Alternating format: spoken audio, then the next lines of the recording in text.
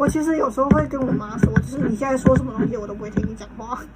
就是你其實講的再有道理，我都不會聽你講話。就是你現在跟我說然後你現在好好學英文，然後就好了。就是好好學你的英文，然後把英文學好，你的東西其他東西都會做得很棒之類的。我就想說你放屁！一心就係諗住反駁啊，一啲都唔諗住吸收。反骨人，我所有歸結於現在我的青春期，所有講什麼反叛，對，我反叛。對，所以不要再跟我講一些什麼很有道理的話了，我聽不進去的。OK？係咩？我反而有聽喎。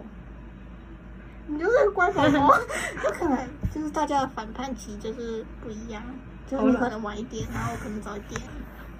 因為冇㗎，有沒有人沒有？我覺得不會沒有，只是有沒有你表達出來。有啲人少啲，有啲大啲。